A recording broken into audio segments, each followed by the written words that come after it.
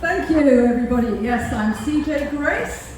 I am actually a former BBC journalist, and I write comedy self-help books and blogs about really jolly subjects like breast cancer and infidelity. And as you can probably tell from my voice, because I have no accent, I'm from London, England, but fortunate enough to be here in Hawaii right at this moment. Wonderful. So, in terms of infidelity, I want to ask you a question. When is a husband like a used car salesman? Anybody got an idea? When is a husband like a used car salesman? Nobody. When he trades you in for a new model.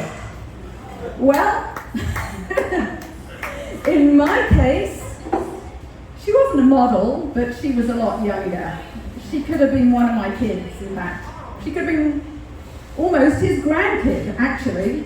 But, you know, I was the dented Maui cruiser with sun-damaged paintwork and dodgy AC, and she was the Lexus convertible. But you were reliable. So, you know, when I found out about the infidelity, my husband gave me a very good offer. He offered me a part-time wife position. How about that? A part-time wife position. He said, you know, I'd be perfectly happy spending 2 or 3 days a week with her and the rest of the week with you. You know, I could have had my own reality big love show and I wouldn't even have needed to be a Mormon. Wonderful.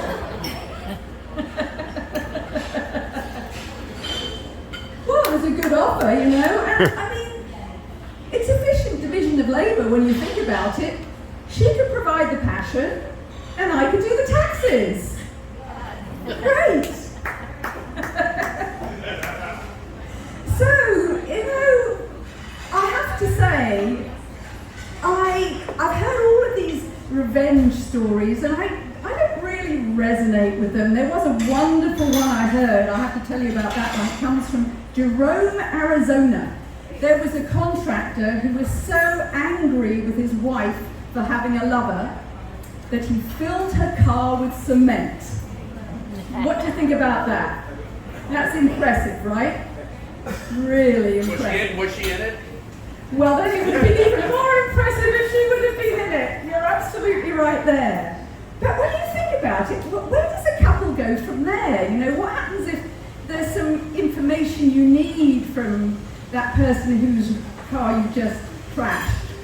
You know, honey, I can't get into my Bank of America account. Do you think you can tell me what the password was?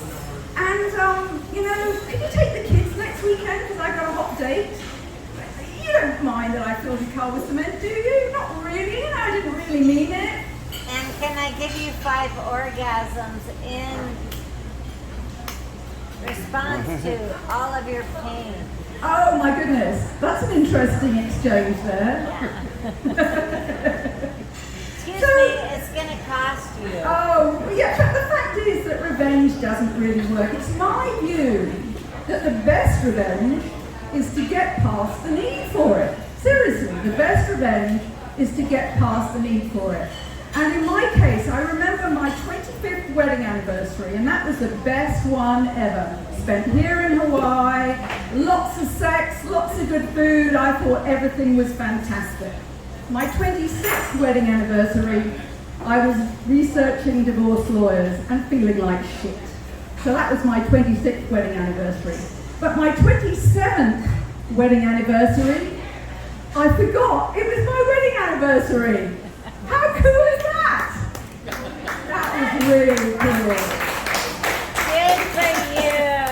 So, you know, at that time, I had a wonderful boyfriend. I was in that fabulous teenagery stage. Lots of passion. It was great. I didn't need my ex-husband's stuff rolling around in my head. I had better things to think about, you know, it just wasn't my thing. I didn't care about him. I cared about having a good time with my boyfriend. So that was really the best thing, to just not think about him at all, and that's what you want to aim to do. That's my advice, is again, the best revenge. Get past the need for it, and have a good time on your own without him. That's the best thing to do. So, you know, I have to say that there was one thing that I heard from my son. I'm going to steal something from another comedian, a female comedian that my son heard, and I thought this was terrific. She was unmarried, and she said, you know, I'd really like to skip the whole thing about getting married. I'd like to go straight to having an ex-husband. I think that's the best place to be, because my single friends are unhappy, my married friends are miserable, but my divorced friends are having a blast. That's right, absolutely. And I will say that I got a very good piece of advice from my husband when he asked me for a divorce. He needed it to get his girlfriend into the country. And I have to say that I didn't really go for a part-time wife position. It didn't work for me, you know, I didn't really need that. So when he asked me for a divorce, he gave me this piece of advice. He said, you need to find a rich husband and move somewhere cheaper. Good advice, right? Well, I stayed put. He went to the Midwest. And if there's anybody in the audience who's a potential rich husband, just come and see me when I finish talking, right? They're so easy to find, these rich husbands, aren't they? You know? So that was a great piece of advice. Anyway, I'm CJ Grace. I am available if you want to find out more about my writing or my blogs or any of that stuff at cjauthor.com. cjauthor.com. Available. So that's me.